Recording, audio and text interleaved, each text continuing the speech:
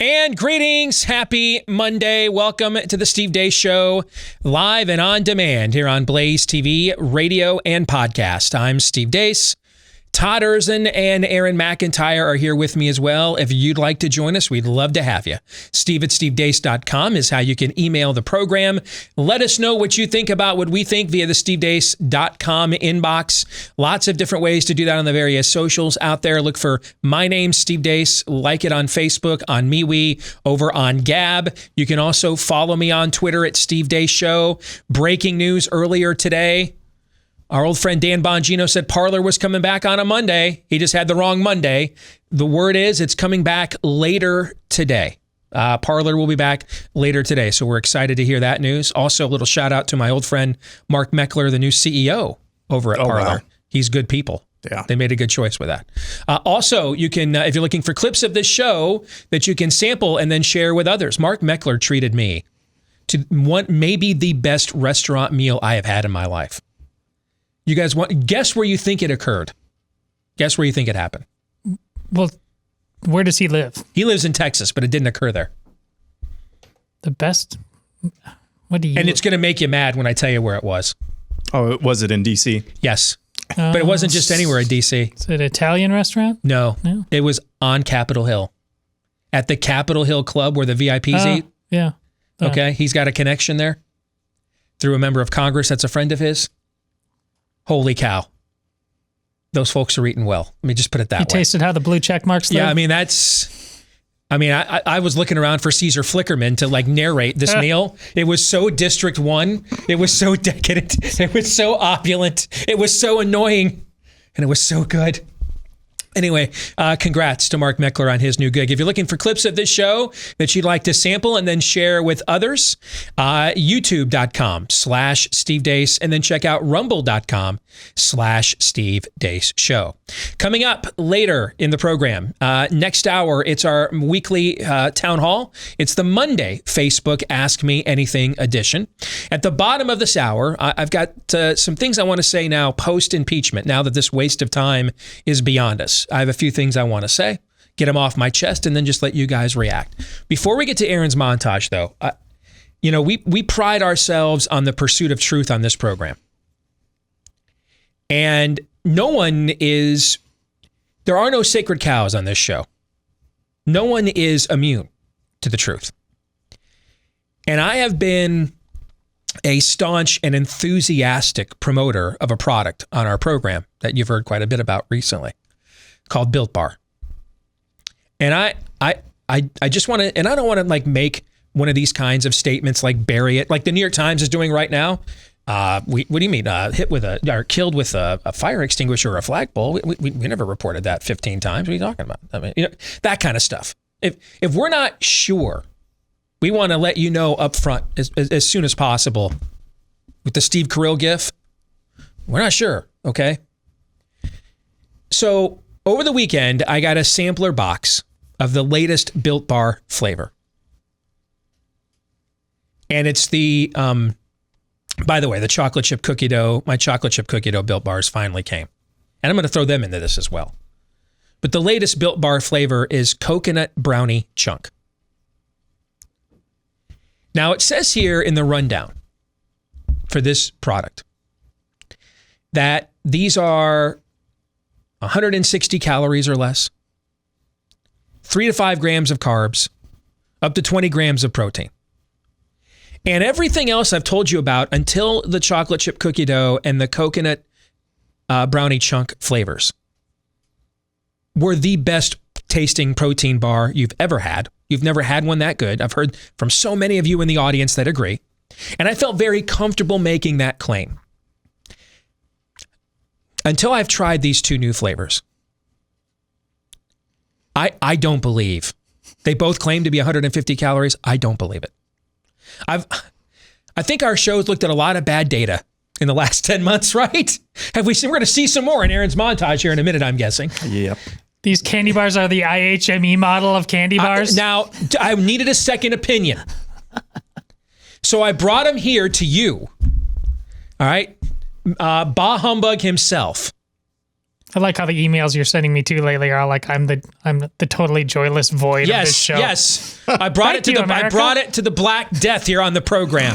All right, where anything positive goes to die is in the lap of Todd Erzin. Do you know how hard I had to work to get that reputation when I work next to these two guys? He's a 26-year-old who makes coffee tables at home, and he's Steve Deace.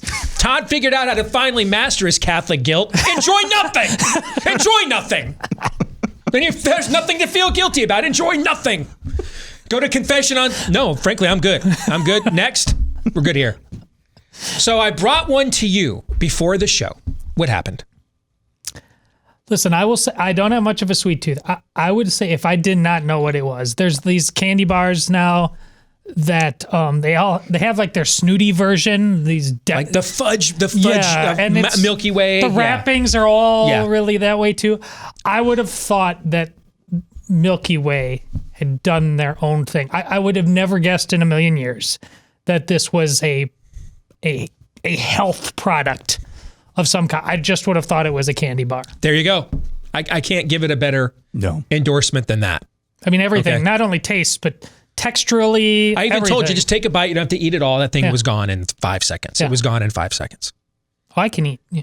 All right. So with that as an endorsement, you can test their data as much as we can as well. You try it for yourself and you tell me if you think these things are 150 calories, because I kind of don't. Nothing this good short of when we get to the marriage supper of the Lamb.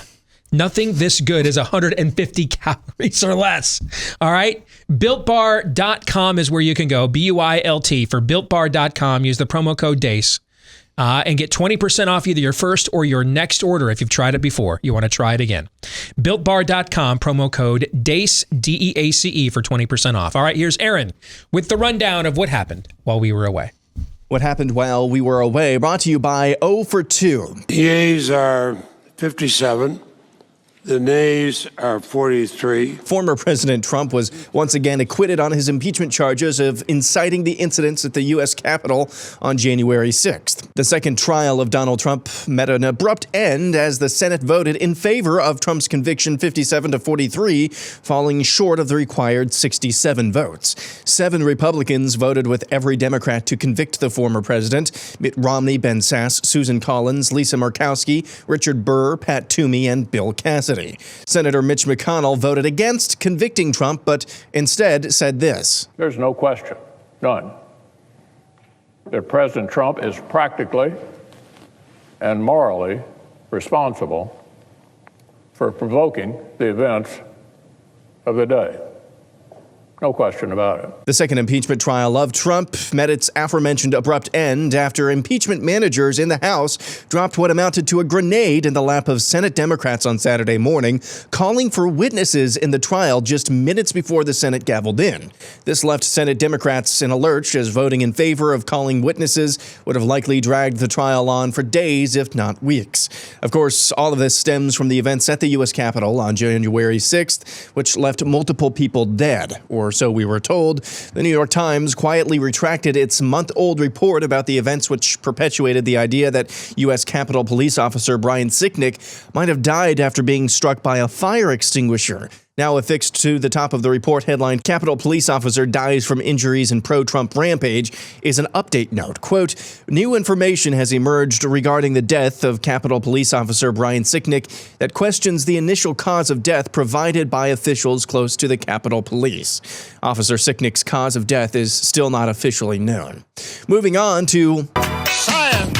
The CDC finally unveiled its new guidance for school reopening by issuing a handy color-coded map to place counties in tiers of transmission rates.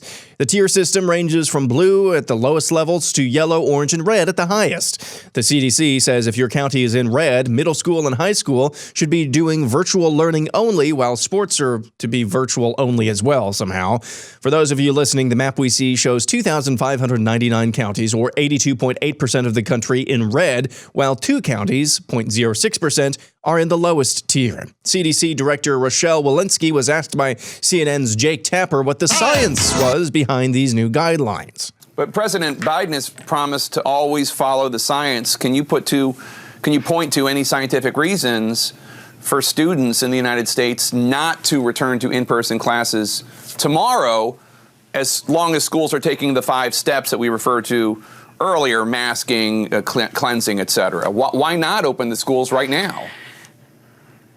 You know, I think if you look at what's, as you noted, there's 90% of communities with this high rate of transmission going on right now, and we really don't want to bring community disease into the classroom. We also know that mask breaching is among the reasons that we have transmission within schools when it happens. And so we really need to do the hard work to make sure that there's universal masking. Not to worry, though, according to Dr. Anthony Fauci, the science will change in kids' favor so long as a new stimulus bill is passed. And I think that the schools really do need more resources, and that's the reason why the National Relief Act that we're talking about getting passed, we need that. The schools need more resources. Now you want to get mad, like really mad? Well, here's the story from Reuters from 2009 titled "Closing Schools Won't Stop Pandemics Study." Closing schools at the first sign of a new pandemic might delay the worst so health officials can prepare, but cannot prevent the spread of the disease, British researchers said on Monday. And while closing schools might spread out demands on hospitals, it could disrupt healthcare services and the rest of the economy in other ways. Neil Ferguson of Imperial College London and colleagues said, again, that story is from 2009. Other science news, New Zealand is heading back into another round of lockdowns. This is the third time the entire island nation has locked down over concerns about the coronavirus. Biden National Security Advisor Jake Sullivan responded to the news from last week from the World Health Organization regarding the lab leak origin theory of coronavirus, saying, quote, "We have deep concerns about the way in which the early findings on the COVID-19 investigation were communicated and questions about the process used to reach them. It is imperative that this report be independent, with expert findings free from intervention or alteration by the Chinese government."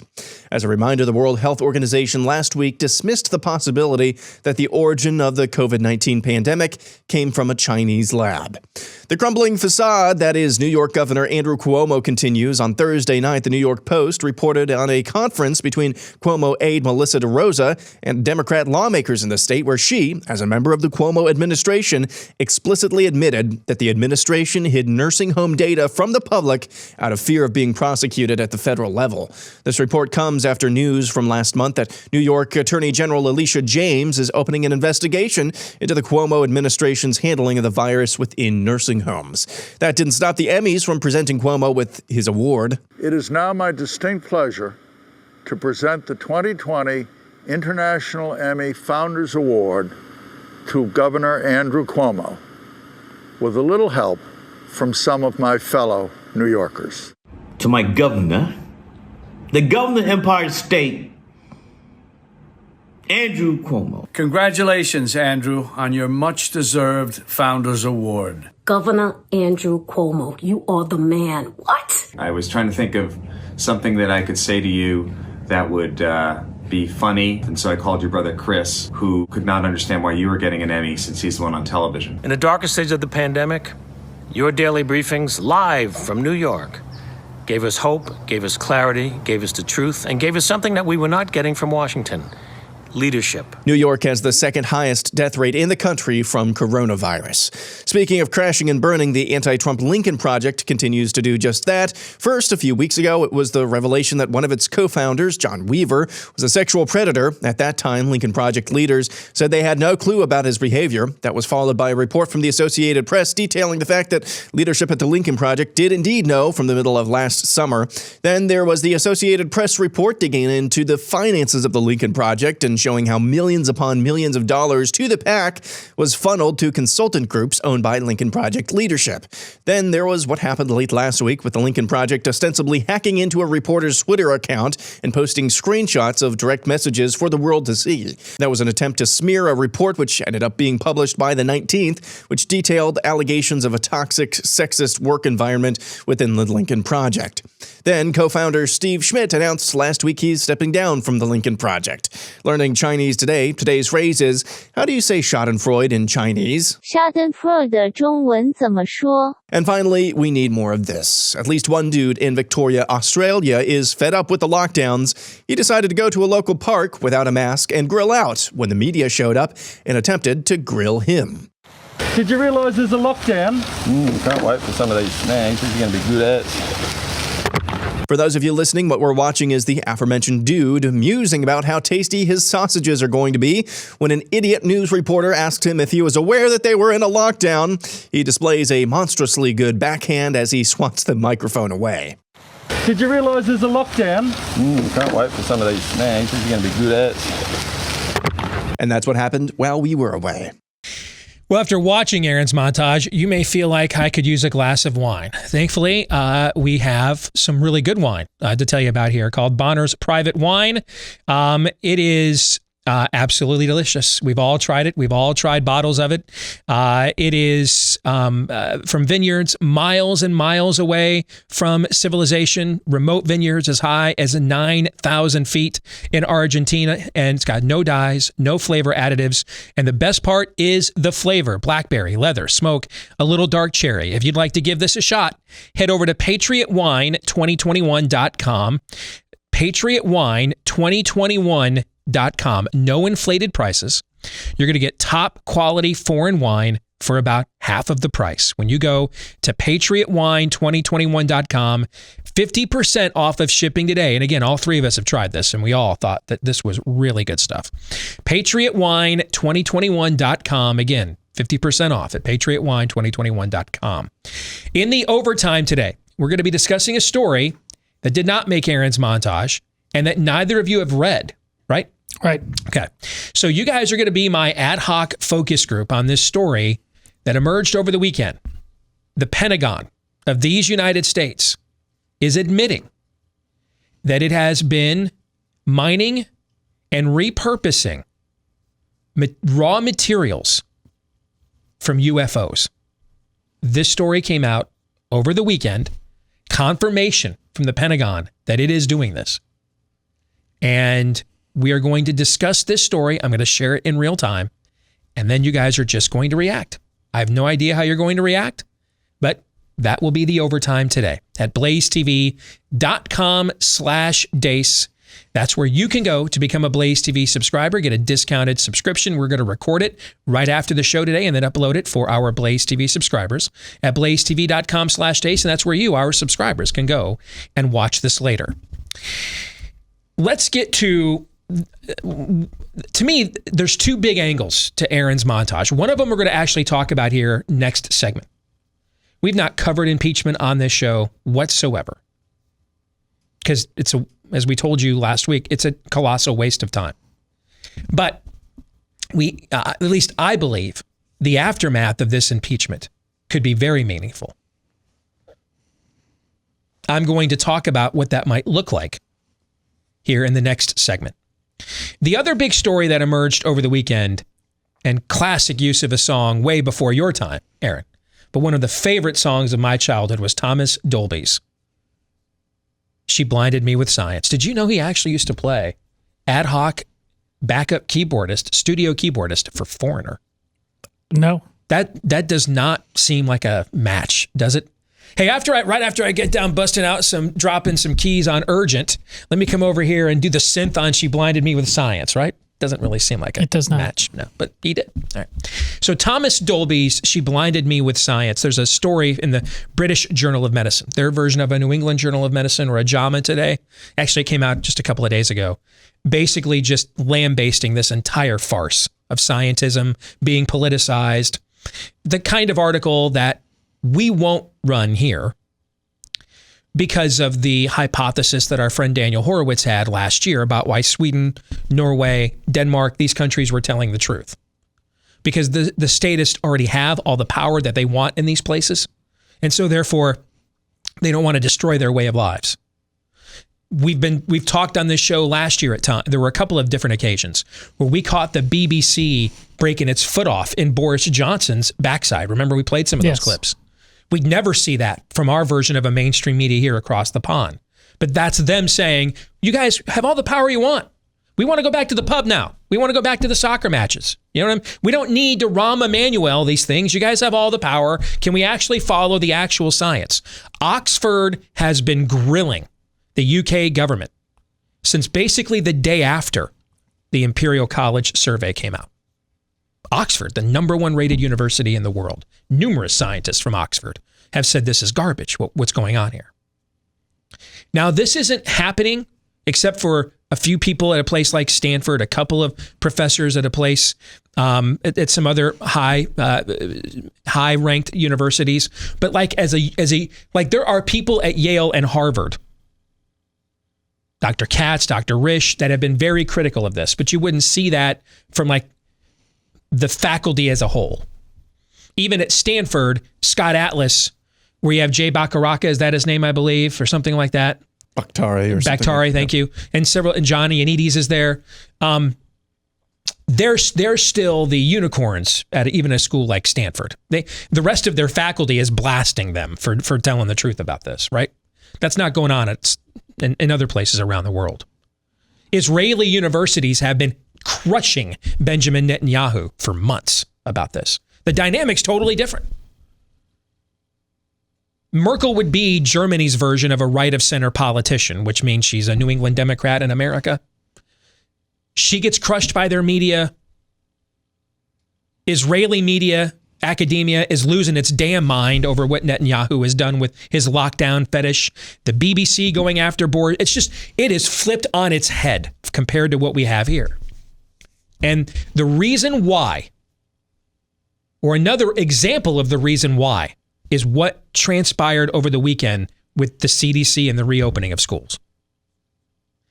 Now, a lot of my conservative media brethren are claiming that after what the CDC did, where they put out that ridiculous map that said, unless you live in International Falls, Minnesota, you should not be playing high school sports in person. Now they're ignoring when we started high school baseball and softball in Iowa. It's the summer. June, 1st of June? Late May. Late May. Okay. So that's how many months? How many months of data do we have in Iowa? We were the first state to resume in-person athletic activity with children. First state in the union. I was there. I umpired 25 baseball games. So we have how many months of real-time data? They're just going to totally ignore it. Yes. Because this isn't science. It's politics. See, I have a different opinion than a lot of my conservative brethren who are saying things like, after this chart came out, if you're in a blue state with a blue state governor, just count on the fact that unless you get rid of that governor, you're not getting your schools reopened again until 2 or 3 years from now. I disagree with that. In fact, I actually think the ridiculousness of this exercise is going to speed up the process. And I want to take you back to an example I have cited before. This occurred last May. Last May, Gavin Newsom appeared with Jake Tapper on CNN, the California governor. He did an interview with him saying, we're never reopening schools in California again without a vaccine. You guys remember this? Yes. Just a few days after he gave this interview, Governor Doug Ducey, whatever his name is, down there in Arizona, announced that they were going to reopen the state for athletics.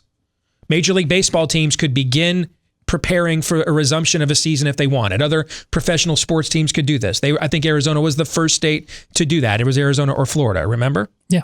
Okay. A couple days after Doug Ducey did this, Governor Greg Abbott of Texas made the same announcement.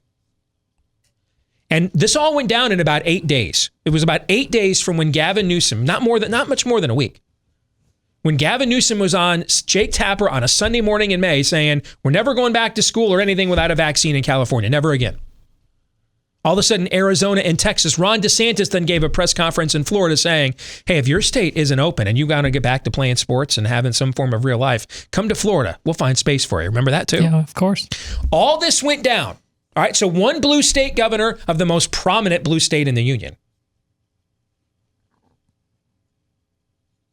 basically going Nikita Khrushchev, taking his shoe off at the UN, pounding the lectern right in Jake Tapper's face. We're never opening up. We're never doing this again without a vaccine. 3 red state governors say, we are. And within a week, a little more, I think it was 8 days, Gavin Newsom has another press conference in California announcing that the state will soon be reopening for athletic teams. Remember this? Mm-hmm. See, this is going to repeat itself now. Aaron, can you throw that map up there just so people can see it again? Okay? Because when you look at this map, this map is going to take the market force pressure and multiply it by tens. because there are many places where this map says not to have school, where the kids have been in school since last August, last September. Yes. Where the kids have been playing sports this entire time. This is untenable. This is not a defensible position. It is clearly the Biden administration pressured this CDC director, who just a week ago was on Rachel Maddow's show. We played that clip, remember? Saying it is safe to reopen the schools, right? Yes. And now a week later, this ridiculous map. Including her own child's school. Yes. She believes personally at a non-flack level that schools should be open. She's just lying up there. Look, right now, folks, less than 4% of ER visits in America, less than 4%. Less than 4% of emergency room visits in America are for COVID-like illnesses, CLI. Less than 4%. Now, I'm not even going to look at any other state. I'm just going to look at mine, because I don't know any state better than I know my own. We were one of the first states to reopen. We were the first state to bring back high school in-person events. We just got rid of, we kind of had a mask mandate, kind of didn't. And then the kind of one we didn't have, we just got rid of. We just got rid of all of our mitigations, actually. Just in time for all the state tournaments to start. I'm sure that's no coincidence. And we're not any form of a hot zone. In fact, to their credit, there were some left media last week going back and looking at the predictions that Iowa was dead, doomed, wondering why that never happened. They were actually writing about some of this about a week or two ago. Just with everything else going on, we didn't have time to cover it. Our state is hardly, as you used to call it, Todd, smoldering ash. And according to this map, no place should be completely open in all of my state. None of the 99 counties should be completely open for either school or sports for all ages. This is not defensible. This is the Biden administration. They have been in office for a month. And here's what they've done. For a month. And I'm not even going to look at this from a conservative viewpoint. I'm going to look at this from the viewpoint of my suburban neighbors who wanted the mean tweets to go away and voted for somebody they don't ideologically agree with just because it would make them feel better. Here's what they've done to those people in a month. They lied to them about the amount of COVID relief check they were going to get. Then a lot of them aren't going to get a check now, apparently. And then they told them, but we're not going to help you reopen your schools. This is the Democratic administration saying that teacher unions matter more than the parents and the students. We've always known this. This is not a revelation if you're on the other side of this camera or my microphone or your speaker listening to this. You and I, we've known this. But there's a lot of Americans who kind of knew it, but then would say stuff like, well, I don't agree with the unions, but my school is, and my district's great, right? Right. I mean, your kids have been in government schools for the last few years. Mine never have. I'm sure you've heard this from how many parents, right? Sure. Not saying that right now. And the backup they were promised by the follow the science, when you've lost CNN, you lost. That's like when LBJ said, when I lost Walter Cronkite, I lost Vietnam. When CNN's all like, what you talking about, Willis? You lost. This is untenable. It's an indefensible position. There's too many places where the schools and everything are already open. This is going to accelerate it now. This did not provide political cover for these districts to stay closed. It will infuriate people and do the exact opposite. It's just beyond dumb, but what you find out is when they don't have Orange Man Bad to kick around, they really ain't that good at this. Do not get a crash course in home title theft here in 2021 because it could ruin you financially. Here's how that crime happens. The legal titles to our homes are kept online where they can be hacked. Cyber thieves know this, so they forge your signature on what's called a quitclaim deed stating that you have sold your home to them. Then they take out loans against your home until your equity is gone. You won't know about it till collections or foreclosure notices start pouring in. You're not going to be protected by your homeowner's insurance or your mortgage provider either. But thankfully, Home Title Lock will protect you. And in the unlikely event that you become a victim of title theft while still a member, they pledge to spend up to $250,000 in legal fees to help restore your home's title rightfully to you. So go to HometitleLock.com, register your address to see if you're already a victim, and then use the code RADIO for 30 free days of protection. That's the code RADIO at HometitleLock.com. One of my undeniable truths of politics, it's been a while since I've reset this, but today is a day where it is being proven 100 proof true. You can always count on Republicans to preemptively surrender or cave. But then you can also always count on Democrats to way overreach in response to that, thus self-generating their own blowback, meaning nothing the Republicans did. It's just the positions that Democrats will then take in response to Republican complacency, Republican cowardice, weakness, enabling. The positions that they will then stake out in response to that are so untenable to the American people that the American people are like, oh, hell no. And we've watched this play out how many times? Worst yin-yang ever. Say that again? Worst yin-yang relationship ever. You watch this play out this weekend on two fronts, on the impeachment and on the school closings. They had to get out of that impeachment once they said, we're going to call witnesses. And Trump's lawyers are like, all right, we got a few. We can do this. We can dance with the devil in the pale moonlight. All right? Because right now, nobody's watching. We start calling witnesses. Think some people might tune in. And then, like 10 minutes later, they were like, we're not calling witnesses. Let's just vote. They got caught doctoring evidence, playing videos of incomplete clips of Trump, things of that nature. Same thing is going on here with the schools. What the Democrats have done here with the schools is exactly the mistake. It's the exact same mistake that Republicans made with Obamacare after getting power after the 2016 election. Over and over again, we heard from Joe Biden last year, we're not going to shut down the country, we're going to shut down the virus.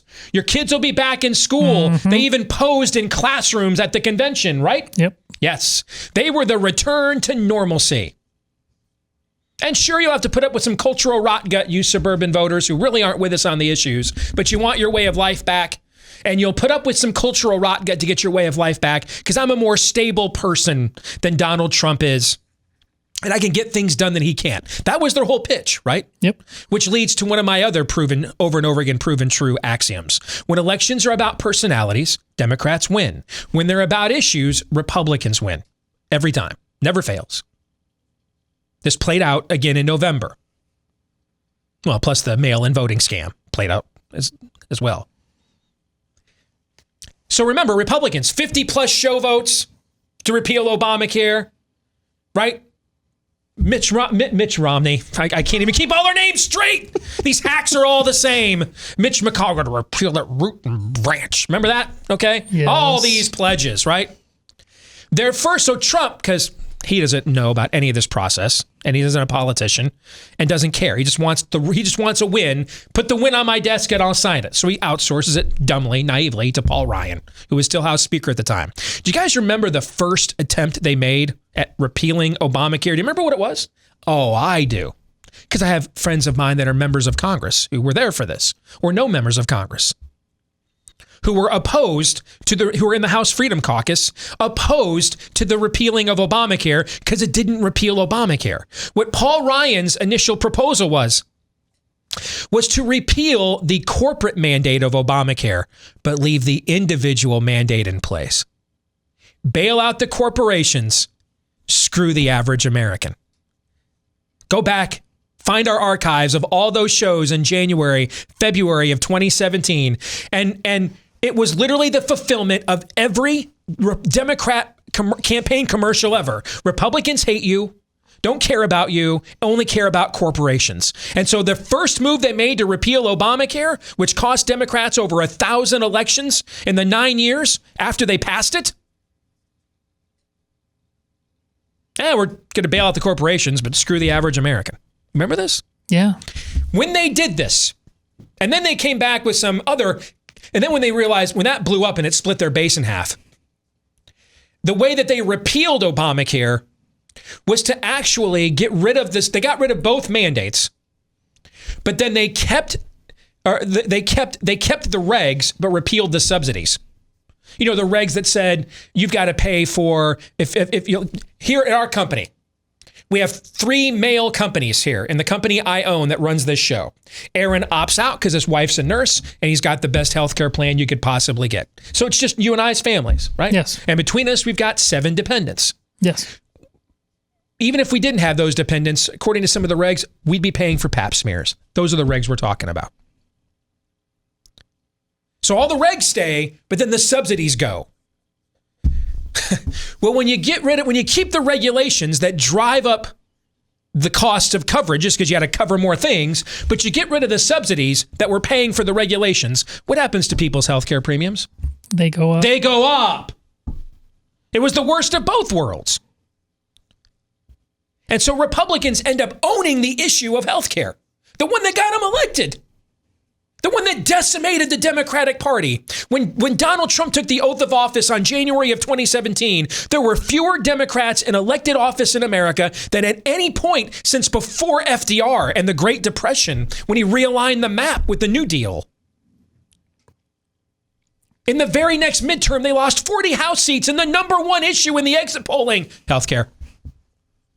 They took the issue that they won on, handed it to the enemy, and got clubbed with it. Remember how frustrating all of that was? Do you remember? Yeah. Yeah. Well, you're watching the Democrats do the exact same thing right now. Right now. This is their version of, this. Instead of corporations, it's teacher unions matter more than you. This is everything we've ever said about them. Every show I've ever done on this topic, every blog you've ever written, from anywhere from National Review to the American Enterprise Institute to Bright. This is one thing all these groups on the right who right now can't freaking stand each other. The one thing they all agree on. The one group they hate more than each other. Okay? Not even the Chinese. We can't even agree on whether we hate the Chinese or not, because they're funding some of the think tanks we have. The one thing every one of us over in this space all agree on, all have a targeted amount of hatred for. Charlie Sykes at the Lincoln Project, his last book before he went Never Trump was a takedown of the teacher unions. And I know this because I interviewed him on it. The one thing all of us agree on, when we're not knifing each other, is our freaking biblical level of loathing for the teacher unions. And they just decided, like the Republicans did on healthcare, we're gonna be your campaign commercials. We're gonna do it out in the open. And just like Republicans wanted Americans to pretend they weren't watching their healthcare premiums go up in 2017 and 2018, just pretend like that didn't happen. Here's a tax cut, which is nice, but it ain't even paying for the increase I'm getting in my healthcare costs. Did it pay for yours? Didn't pay for mine. Now they want to say, hey, if you live in Iowa, forget Iowa. Let's go to Georgia, where we just won 2 Senate seats. That was also one of the first states to reopen. That was also one of the first states to have high school sports. They were right after us. Forget that you've been going to high school sporting events since June and July in Georgia. Forget all of that. It's not safe to go to school there. This is why, from Joe Scarborough to Jake Tapper, this is why their own media is clubbing them on this. This is not a defensible position. It would only be defensible if Orange Man Bad were still in power so they could blame it on him, but he's not. So just as Republicans said, you know what, we'll go ahead and we'll accept all the punitive blame for the stupid mistakes Democrats made with Obamacare, what the Democratic Party in Washington, D.C. just did over the weekend is say, you know what, your frustration with the unevenness of Trump's COVID management. I spent most of last year doubling the audience of this show by criticizing Trump in front of his audience on how weak he was on COVID. The numbers, those are the numbers, right, Aaron? Didn't we double our audience last year? Basically, yeah. Yes. And now the Democratic Party has just said over the weekend, but you know what? We'll take all the blame. Blame that all on us now. Oh, Okay. This is not defensible, which is why no one's defending it.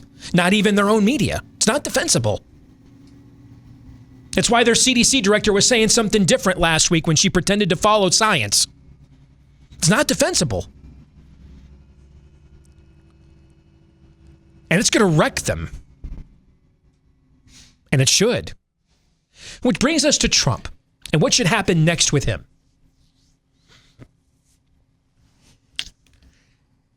I read something over the weekend that said Trump was very frustrated that he didn't have access to a platform to defend himself. Whatever you thought the odds of Trump getting acquitted in this impeachment trial were, cut him in half if Trump's Twitter account were active.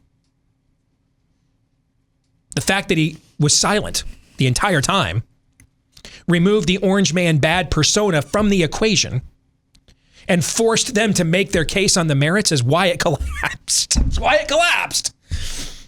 If they wanted a case of, doesn't this guy just annoy the hell out of you? Impeach him for annoyance. Can't you just can't stop this blanking guy? Don't you want to just be rid of him? Forget Andrew Cuomo murdered 9,000 people and ought to be getting a lethal injection tomorrow. But the fact that he wasn't online anywhere meant that now all these stories are all coming to the surface now. So here's what Trump ought to do. And if I were advising him, it's what I would tell him to do. Sometime soon. Tomorrow would be a good day. Now that you're acquitted and in the free and clear, announce a revenge tour. And I don't even care if you call it that. I know at times on our show we have shown no interest in getting involved in Trump's petty disputes, right? The petty back and forth, the urination contest. It was one of my great frustrations of the 4 years he was in office. The amount of time we focused on those things. Except for this time. I'm in on this one. I'm in. A revenge tour for the 2022 primary cycle. And the goal is singular. High political body count. Mitch McConnell is trash. Ditch was trash before we ever knew Donald Trump was a political thing. And he's trash now.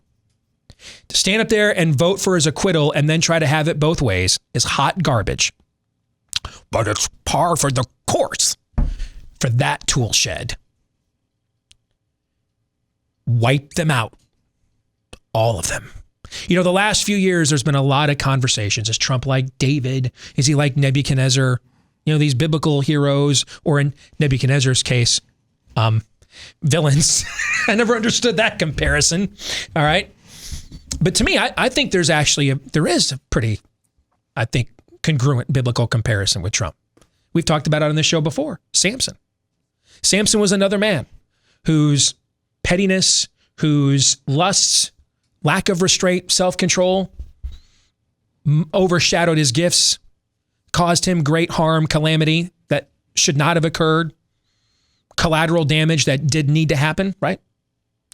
But there was one final act that justified Samson's legacy. And that is when he plunges the pagan temple to Dagon, the fish demon from hell, face down in the dirt, and takes all of the worshipers of that shibboleth of the damned with him. That justified it, man. That if you need it, dude, it ain't about how you finish, how you start, but how you finish. Now that's a finish, right? Yeah. You kind of forget all the times he was tapping the Canaanite brothel scene if he finishes like that, right? That's what Trump could do right now. He is more powerful as a private citizen than he is back in the White House. A revenge tour. Wipe them out.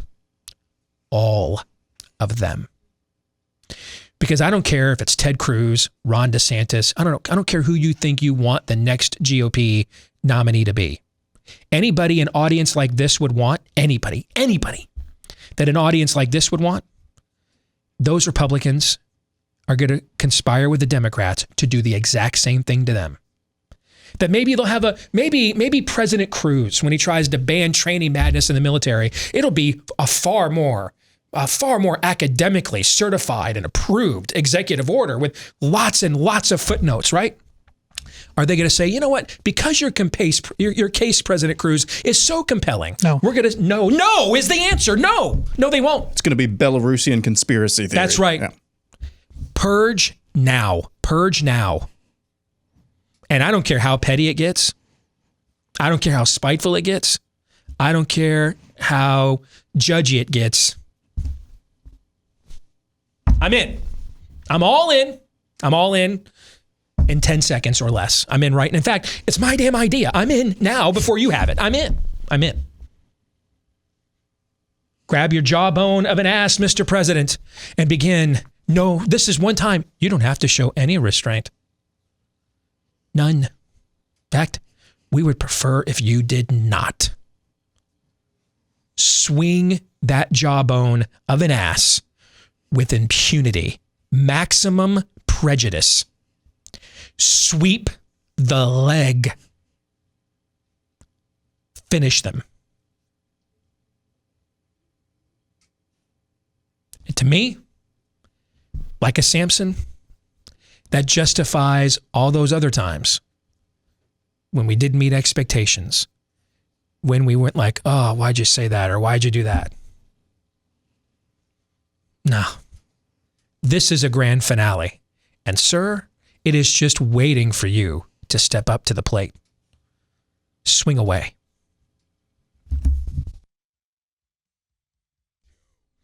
All right, back here again for hour 2, live and on demand here on Blaze TV, radio and podcast. Steve Deace here with Todd and Aaron McIntyre. And all of you, don't forget to let us know what you think about what we think via the stevedeace.com inbox. Steve at stevedeace.com. That's how you can email the show. Like us on Facebook, on Gab, on MeWe. Look for Steve Deace there. Follow me on Twitter at Steve Deace Show. And if you're looking for clips of the show to sample and then hopefully share with your audiences, the people that you follow and are connected with on social media, go to youtube.com/Steve Deace. Hit the subscribe button while you're there. Same thing when you go to rumble.com/Steve Deace Show. For our podcast audience, thank you very much. We appreciate you. That audience has grown by leaps and bounds here in the last year. Please show your appreciation for us by leaving us a 5-star review, hitting the subscribe button on whichever podcast platform you access us through. The more of those we get, the more it helps the show to grow even more. And that's why I want to thank all of you that have helped that great growth for our program here in the last 12 months. Thanks to each and every one of you. Also, if you've got a pet, like we have our dog Cap, and we love to spoil him. We love to, well, there's not a lot of places in America right now you can take him for walks, but we love to love on him, right? Make sure your pet is getting the right nutrition at the exact same time, though, because chances are that food that you're buying at the store, it's dead as a doornail when it arrives there at the store. Same thing happens to our food. That's why we buy so many supplements these days. That's why it's one of the biggest sections at a lot of markets these days, because we've got to replace all the vitamins, minerals, nutrients, prebiotics, digestive enzymes, antioxidants. We've got to replace that stuff in our food.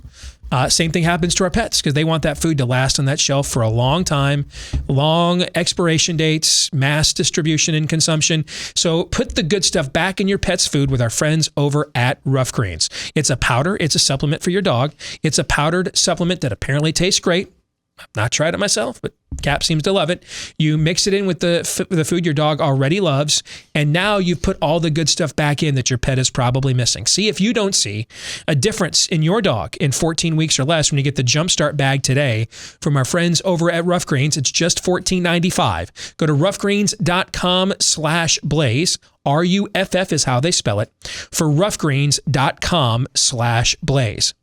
Before we get to our Monday town hall, and this week, Facebook audience will get to ask me anything. Before we get to that, I kind of just went off for the entire hour there and didn't realize until Ron told me 30 in my ear that it was almost the end of the hour.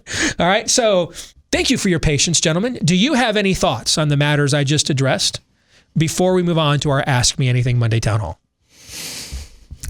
I'm just the same anger issues that you've addressed. It's not mine were there at the time. They continue the invincible ignorance that just continues to be embraced by both the experts that Did you say invincible or invisible? Because both of those would actually be apropos. I'll accept either. But okay. And then it then continued to be swallowed by people in a cultish, or you're talking about the WandaVision aspect when people just start, the glitches happen. It's for the children.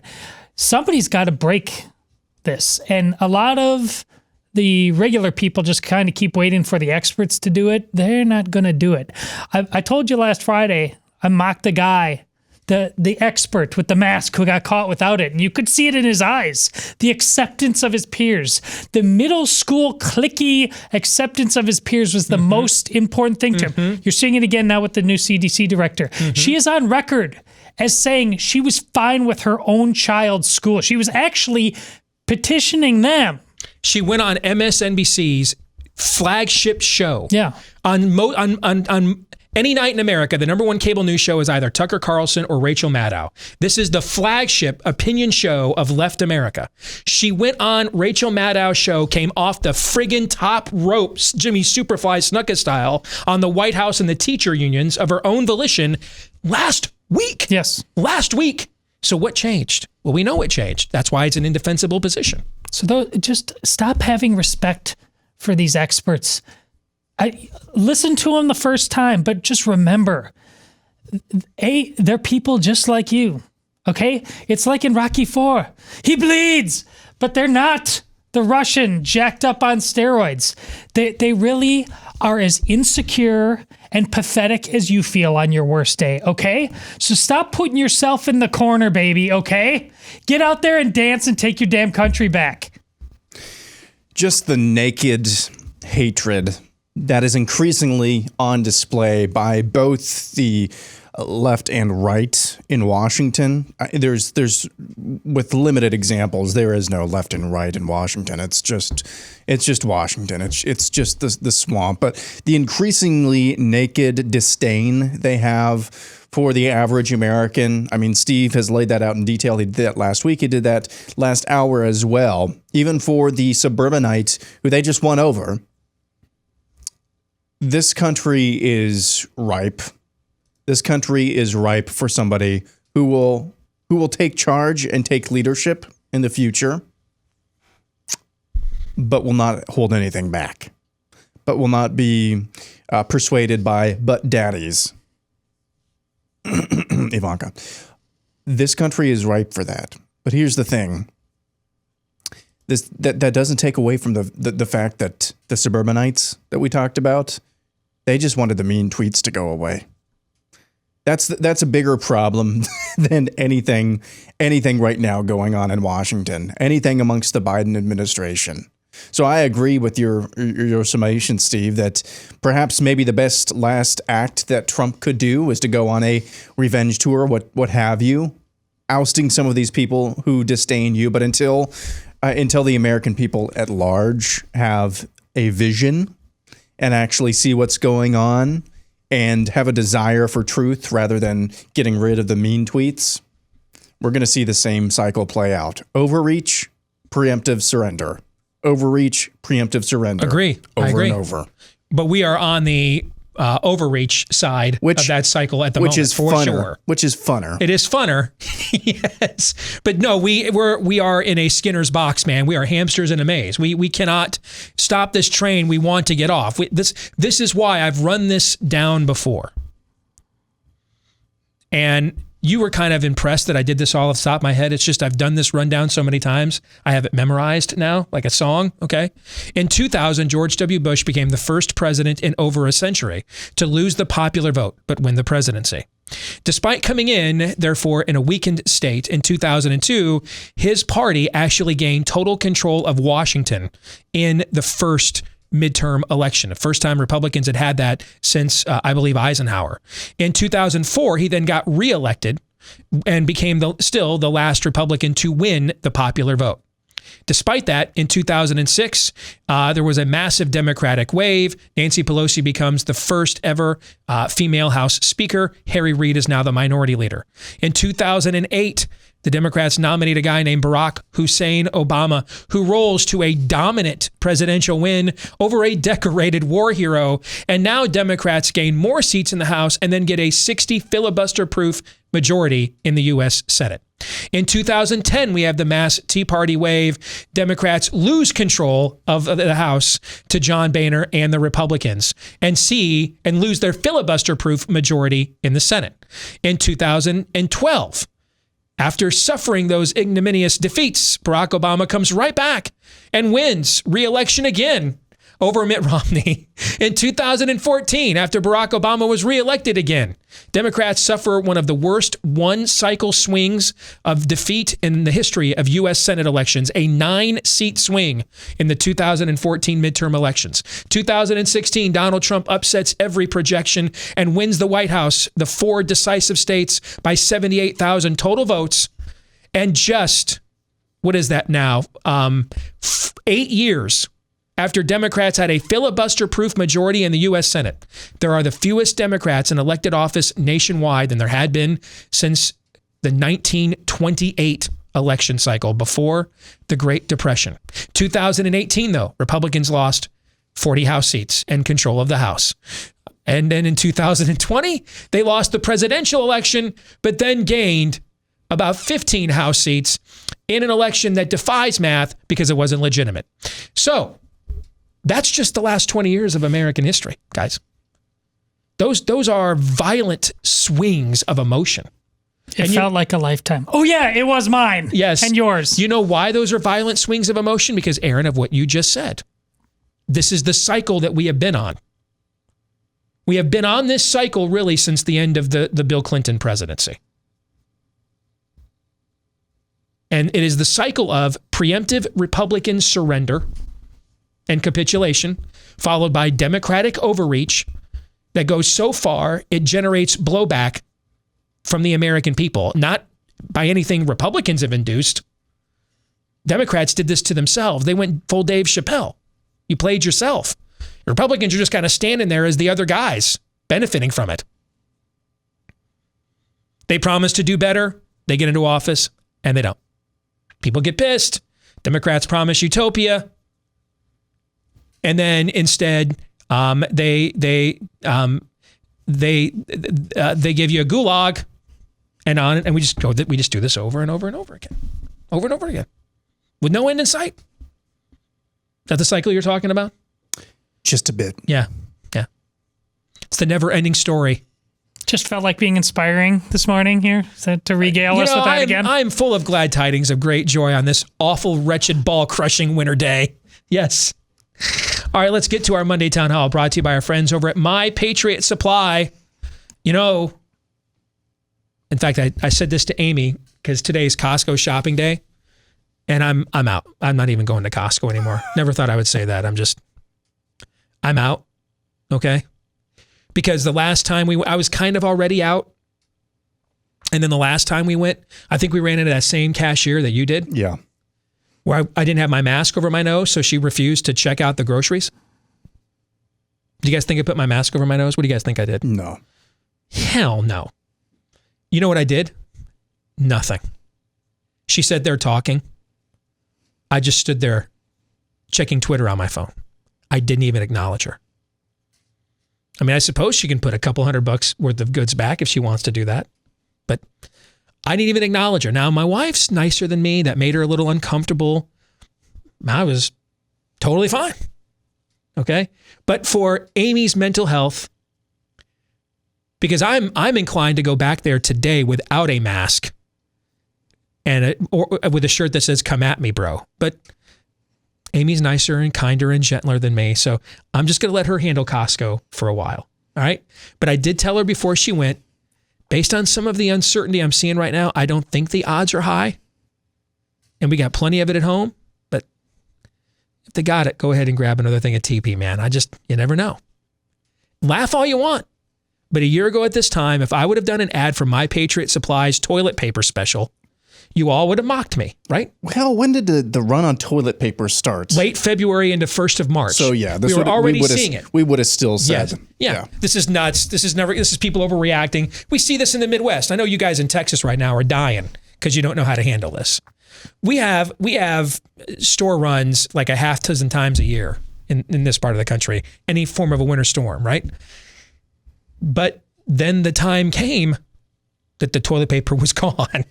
All right. Next time it might be food. That's why you want to get the 4-week food kit from our friends at My Patriot Supply, America's leader in survival food. Gives you 2,000 calories a day. All right. And it'll stay good for a long, long time, like 20 years. So go to preparewithdace.com, get this 4-week kit. It'll be delivered discreetly to your home. They won't like blare sirens. That doesn't come in a bus. Doom prepper on the side, if you're worried about that, all right? It'll be discreetly delivered to your door, maybe in as little as 2 days, but at least you'll have the peace of mind to know you're ready for whatever Dementia Joe and his cracked noggin, cracked egg, poached egg of a brain, whatever it spews forth tomorrow, all right, in defense of the teacher unions. Visit preparewithdace.com again. That's preparewithdace.com. Save 20% right now at preparewithdace.com. All right, let's get to our Monday Town Hall. It is Ask Me Anything. This week, our Facebook followers get to take center stage. Todd, you have selected the questions. I have seen none of them. Aaron, you get to ask them. Speaking of social media, guess where I logged on about 10 minutes ago? Is Parler up? Yeah, it takes a while to log in, but I was able to get in. We'll start with Adam Cole, who says, help us to have a concise elevator pitch for our Branch Covidian friends. Obviously, we all know the data and stats. What's the quickest way to sell the mask lie? Or to sell the masks are a lie? Sell the mask. Yeah. I mean, to me, I think what you need to show is, how many of these charts have we either made or shared that others have made that have chronicled this data all the time? How much of that is on our Facebook and Twitter accounts? I can tell you how much. About 3 million minutes of Facebook time. That's how I know. Because that's what my Facebook traffic was last month. And now it was 3.7 million minutes of time spent on my page with a lot of you going on there and getting these charts and graphics. And now it was only a month later, about 700,000 minutes that month, because those charts and graphs are so devastating that Facebook shadow banned me and crushed my traffic. In fact, I want to show you what this looks like. All right. Let me go to my Facebook page right now. This is something that I just saw over the weekend. So let me hit refresh. So I have the absolute latest report right here on my screen. All right. So facebook.com/Steve Deace. And we try to, whether it's Facebook, MeWe, now that Parler's back, Gab, Twitter, how much of this stuff do we post? We post all kinds of things that are easy for you to just share on your own pages and send links to people that they can look at and check themselves. I mean, tons and tons and tons. I don't think there's a verbal way to win, to elevator pitch your way to the mask argument, at least not to the pin. I think you can ask a question like, hey, how come we haven't been wearing masks every flu season our whole lives? You say stuff like that. That will get you into the door. But I don't think you can just verbally close the sale on the mask issue. I think you have to I think you need some visual aids to show. People need to see that data in real time. Okay. So this morning, I posted on Facebook 5 hours ago that we were going to talk about this article in the UK Sun about the Pentagon of the US admitting that it's been holding and testing wreckage from UFO crashes, okay? And Facebook claims that it has reached about 6,000 some odd people. It's got 61 comments and 52 shares, which for a Facebook page like mine with well over 100,000 followers on it is nothing. Nothing, okay? But if you think that's bad, just wait. Yesterday, or Saturday, I posted an article from the American Academy, or the American Council of Safety and Health, quoting the CDC's own latest data from January the 19th on COVID-19. that there's been 83 million U.S. COVID infections in the U.S. Now, I actually think I can come up with data that shows it's more than that, but we'll just go with theirs. All right. And what it means, if there's 83 million COVID infections in the U.S., when you run this math, which this article did, and then I ran some of my own, here's what it comes down to. The infection fatality rate for COVID, according to CDC, like, didn't you have a poll that showed last year Americans thought 9% of people who got COVID died? Yeah. Right? You cited that poll? All right. The actual IFR, according to CDC, which I think is still too high, but we'll go with it, is 0.5%. Not age stratified. All people. Anybody without age, pre-existing condition, any American, regardless of health profile, 99.5% chance they survive COVID-19. Now, obviously, the younger and healthier you get, those numbers go up even higher. The older or more pre-existing conditions you get, the odds go a little lower. But just across the board, any American, regardless of health profile, if you test positive for COVID, 99.5% odds you're going to recover and not die. And it also, if you do the math here, only 15% of infections, according to CDC, are asymptomatic. And why does that matter? Because what was the reason we had to do all the lockdowns? Asymptomatic spread. Asymptomatic spread. A bunch of us would go see grandma with the healthy people would carry it, not know they have symptoms or not know they have it because they're asymptomatic. They go infect grandma, get grandma sick, and she'd overwhelm the healthcare system. That was the whole methodology, right? Well, the CDC's own data debunks this. Now, given that our show has been has been a tip of the spear on this issue for the last going on a year now, right? Yes. It's the number one reason that the audience to this show has doubled in the last year has been the work we've done on this issue. We all agree on that, right? I guarantee they care more when you talk about this than about UFOs. Yes. Facebook claims when I posted that, it reached 1,300 people and generated 6 comments. 6 comments. And 47 shares. And yet, a post I made earlier that day, which was a rant on what conspiracy theories are now. Like, conspiracy theories are now, if you fail to gobble down the fake news Overton window fed narrative, then it's now called a conspiracy theory. Amazingly, that post received that post reached 24,000 people, got 122 comments and 700 shares. And yet, a post later, the same day, on an even more hot button and pertinent topic, 1,300 people reached, 6 comments, 47 shares. That's what a shadow ban looks like. Okay? But all of that, so I wanted to document that for you because I didn't want to just be some other whiny host. Like, this is the kind of stuff I'm dealing with all the time. I kind of think they haven't told me this. And I think it's just because a lot of people know it's probably not worth it telling me not to do things because I probably won't listen if I think it's right to do it anyway. So there's no point. I kind of wonder if the Blaze social media team would like it if I stopped posting any COVID-related material on my Facebook page so they would bring my traffic back. But one of the reasons why I do it, and then, with Parler, now Gab doesn't have 20 million users like Parler does. If you give me more platforms that have the kind of audience that a Parler does, then I can say, screw it, I'm not dealing with Facebook shadow ban anymore. Anything COVID, I'm just going to post it on Parler. If Parler comes back in fact, I might do that actually. If we see in the next 48 hours or so that Parler is back strong and can handle it, then I might just say, hey, from now, because that will be easy for all of you to remember too. You don't have to go here, go there. All the COVID stuff you want from now on, everything. Just go follow me on Parler. Look for Steve Deace there. We might do that. All right. But everything we've ever talked about on this show is all on our social medias. You just have to dig through it. It's all there. Alrighty, moving on. Danny Curry says, been listening to your show since March when Steve was absolutely right on everything about COVID, but everyone was calling him off on this one, to put it more mildly. And now I'm curious, how did Steve meet Todd, Steve meet Aaron, and Todd meet Aaron? All right, let me see. I'll take the first crack and see if I remember this.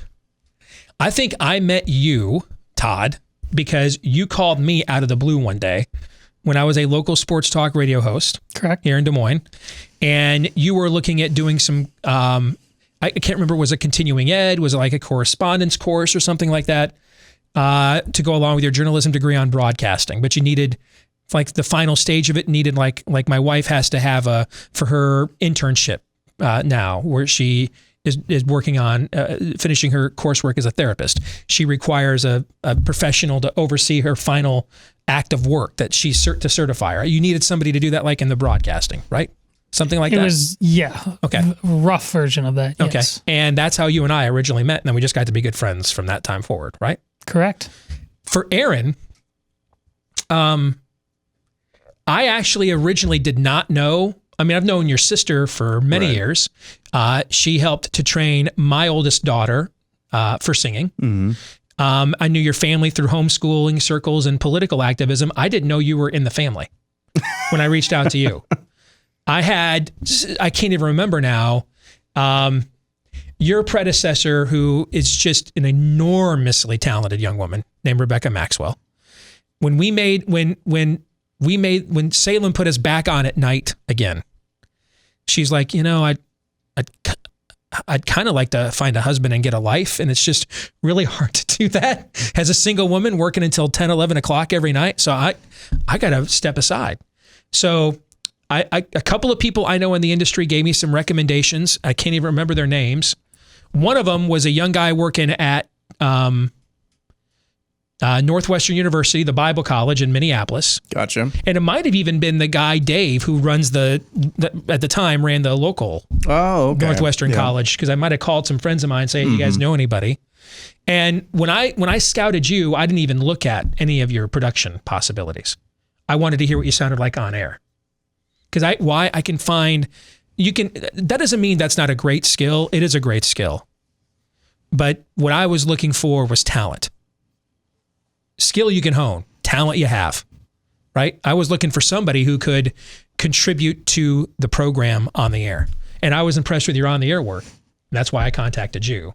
And then I don't think you guys met until your first day working on the job, right? Yep, that is correct. Just one point about that. Steve was doing sports radio, but I had not. I was a Des Moines Register reporter at the time. Steve was at the Register, but had already left, so we didn't know from that perspective. And I was already experiencing the problem of my career not going as fast as I wanted to, because when I would say conservative things, the liberals there would say, "Oh, now we put the scarlet letter on you." So Steve is substituting. He's at that point in his radio career. He's substituting here in the morning show in Des Moines for the giant Jan Michelson. So I hear him for the first time, and it's like I'm listening to myself. And I find out he's roughly the same age. Then I start listening to him on sports, learning about his interests.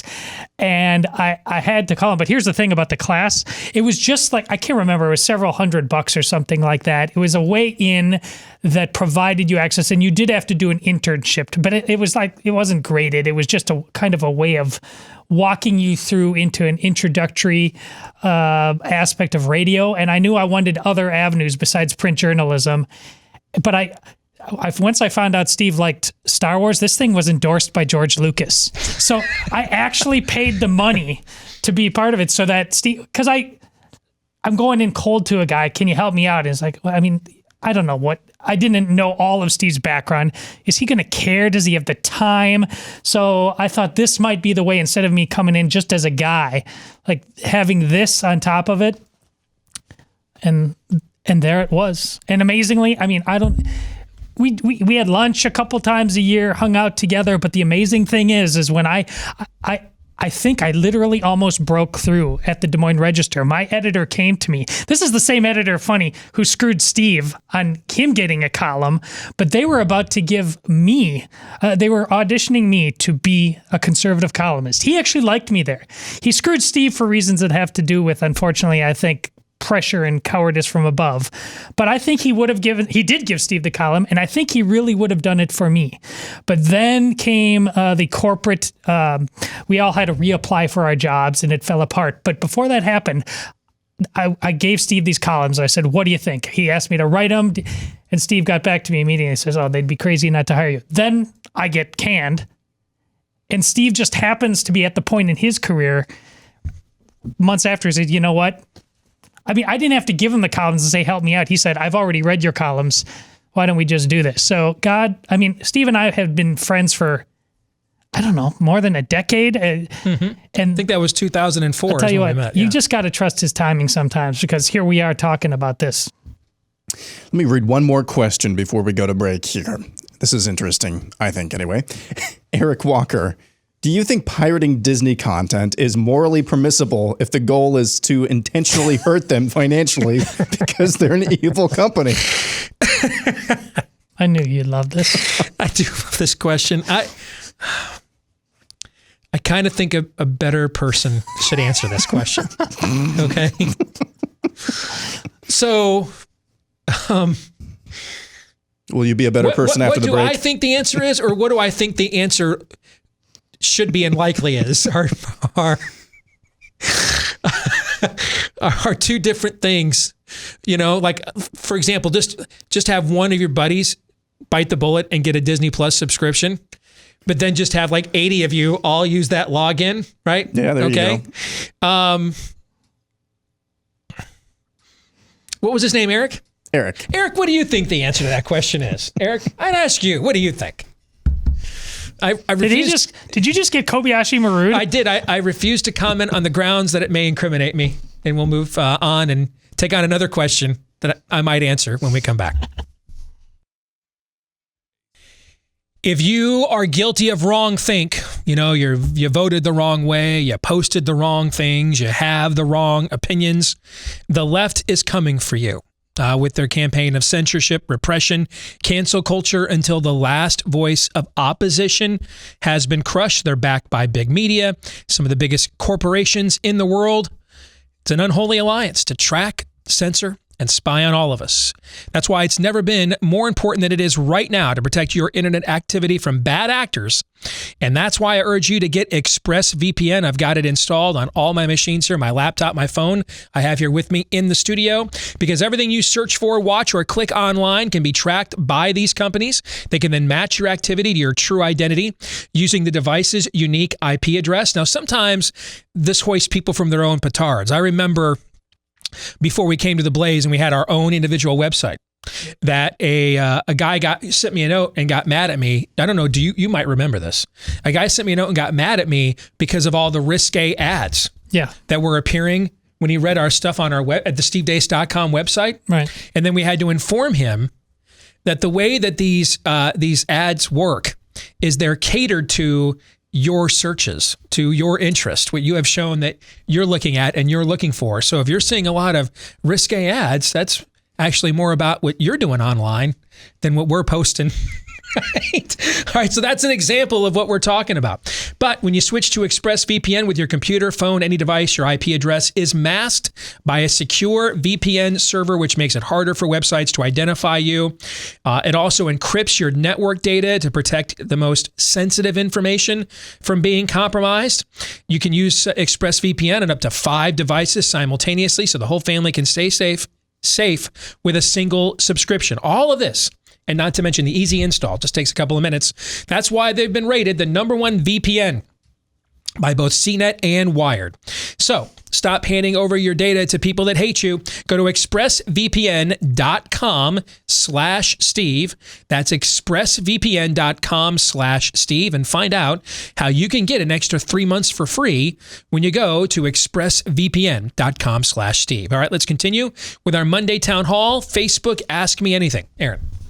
All right, we've already done Eric Walker. Here's Ethan Doty, who says, why are the tech billionaires on the side of the left and the Biden administration when they are vilified for being rich and not sharing their wealth? It seems the opposite should be true. It does seem that way, but I know that we have, and the incestuous Republican consultant industry and a lot of these these GOP think tanks in Washington have created this notion that the magic voter in America is someone who doesn't care about any real moral issue and just wants more money. The exact opposite is true. In fact, there have been, I think I just read this morning, there have been 2 major corporations. Verify this for me, Todd, if you could. But I think I read this morning 2 major corporations have come out in favor of $15 minimum wage. Walmart and Amazon. such corporations would have never done that in the 80s, 90s, or even in the 2000s. Because the culture of the corporation was, we can't afford that. That impacts our bottom line, which then impacts our profit margin, which then ultimately impacts the value of our stock and therefore of our company. But culture trumps profit. These people are true believers. It's a religion to them. They came out of the schools that preached them the spirit of the age. They are now devotees. Just as there were in the first century church. You know, Jesus says, hey, the Son of Man has no place to hang his head, doesn't have a home. Which meant that he had to rely in his earthly ministry, him and the apostles for those 3.5 years, had to, if they weren't sleeping out in the sticks, but if they had a shelter over their head, like where did they get the space for the first communion? Where did that come from? For them to have that Passover supper, the Last Supper. Where did that space come from? The upper room that they hid in, where did that come from? They had to be beneficiaries of other people's gratuity, other people's donations. And those would be people that knew donating to this cause, to this religion, might put them in danger societally. But the religious conviction trumped that. There's a little scene in the New Testament on Good Friday when Joseph of Arimathea goes and asks the officials for the body of Christ to properly bury him. If you don't understand the context of first century Jewish culture, you don't really know truly what a remarkable stand Joseph was taking there. First of all, he's a member of the Sanhedrin. Secondly, he's a Pharisee. He's the elite of the elite. So he's a member of the group that helped to sentence Christ to death. He's a member of the group that spent more time than any other scrutinizing him, questioning him, badgering him during his earthly ministry. He is defying the social order, folks. He's defying it. He's outing himself, really. He's outing himself, maybe not yet as a follower, but he's at least interested. He's at least impressed. And he's giving up one of his own tombs, which these are of a substantial expense in that day and age.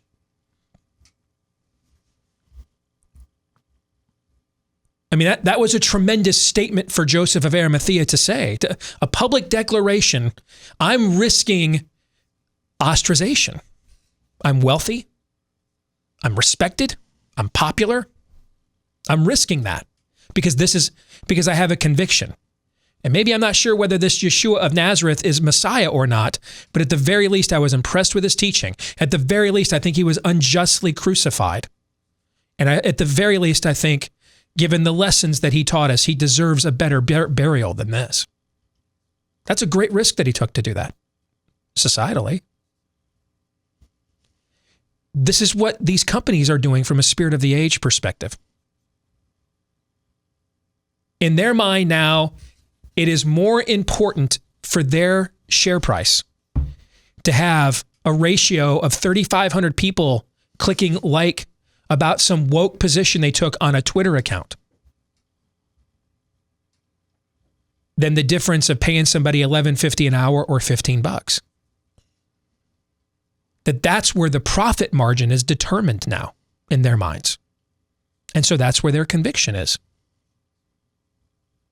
In life, in any walk of life, in any enterprise, any endeavor, you are the hills you're willing to die on. That's who you are. You may claim anything you want, but ultimately, you are the hills you're willing to die on. Joseph of Arimathea was willing to die on this hill.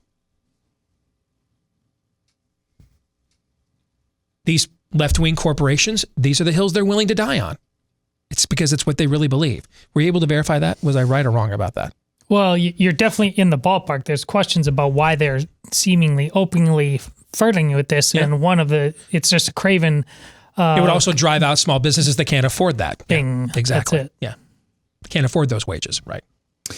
Moving on, this one's fairly lengthy from Eric Johnson, who says, since you love college football almost as much as me, what are the odds that the petition the Pac-12 players sent to the conference will be beefed up this year, and all the major conferences will have some form of it? Also, what are the odds that this will only be a build-up to greater things, where next you'll see demands for something like LGBT coaches on every staff, etc., and that the social justice warrior movement will get so out of control that the NCAA's caving to every demand will either ruin college sports, force the major conferences to start their own thing, or some form of both?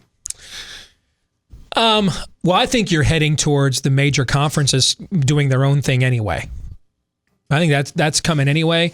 The NCAA enforces recruiting rules and eligibility rules against member institutions in football, but has no other say in football. Doesn't control the scheduling, makes almost no money off of college football. That's why they have to play this NCAA tournament this year after missing it last year. The men's basketball tournament is over 90% of the NCAA's nonprofit operation budget every single year, just the men's tournament. So they don't really have a lot of power and say in football now. So I think you're heading there no matter what. I think you're heading to a separation of these big conferences from the NCAA, and I think we're a lot closer to that happening than we are from it not occurring.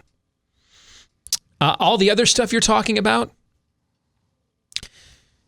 I will tell you, I've not said it out loud because it almost feels like to speak about it would be like jinxing a situation. But I've frankly been very surprised we haven't gotten there already. And one of the reasons why maybe we haven't is just because when you separate the social media, this is why our new buddy Jason Whitlock talks about how social media has ruined sports. Because folks, I can promise you, I've covered sports teams, college and professional.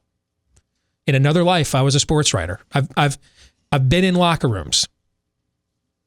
I know how they talk. I know what they say. White, black. You can't handle the truth of what goes on in there, folks. Okay? When they feel safe, when they're bonded as brothers, the level of ball busting and the amount of brutality in those pursuits that goes on. You ever covered a major college basketball game right there at the court? You hear how they talk to each other? Do you hear what they say? I have. Okay. And it ain't a Jamel Hill blog. I'll tell you that much. All right. So I do think that social media has taught these athletes they can gain some kind of acclaim through gaining their social justice warrior ratio. That's what Whitlock is talking about. But when you take the prying eyes of social media away, and they're not on their phones and tweeting, and they're in the arena doing battle, it's a dramatically different place, guys. Dramatically. Now, I don't know what a military barracks is like. Never been in that setting. I don't know anything about that. Only secondhand from members of my family, like my father-in-law, who was 101st Airborne.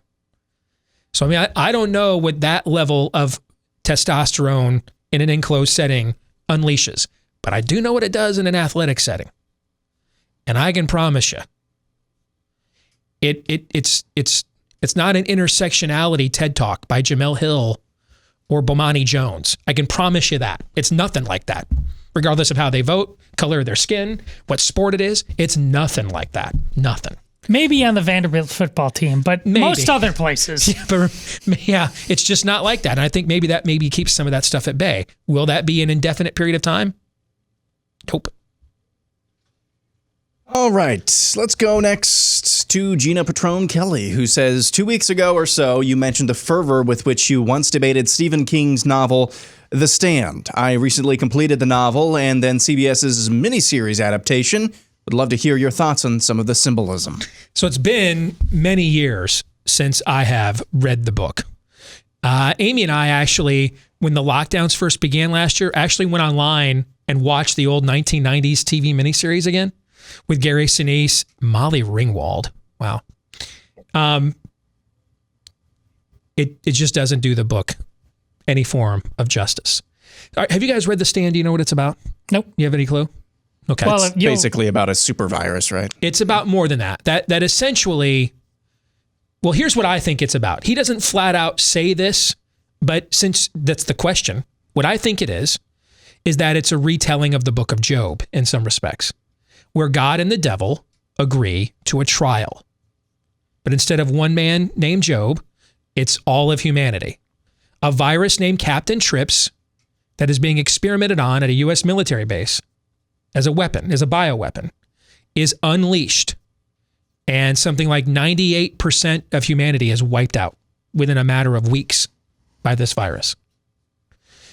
And the 2% that are left, or maybe it's 1%, I can't remember the number, begin getting dreams. One from an old black woman in, I think it's Lincoln, Nebraska. I can't remember her name. And then from another guy named Randall Flagg, who's in Las Vegas. So you can kind of guess where God is amassing his people, right? And where the enemy is amassing his, right? And Randall Flagg is essentially the Lord Nefarious of this story. He is the devil's lieutenant. He's the devil's Harvey Keitel bad lieutenant. He's the field marshal of the operation. And these two populate, what's left of humanity amasses in these two locations to then essentially have a battle of Armageddon over which side will then get to reboot human civilization. And the good guys win. But if I remember right, the way that the good guys win is via a sacrificial act. Now, when I was in college, I was not a believer. I was vaguely aware of Christian teaching. Now, vaguely aware of Christian teaching in 1992 means a heck of a lot more than it does in 2020. So I kind of, knew the whole story, the claim that Christ died on Good Friday and rose again on the third day.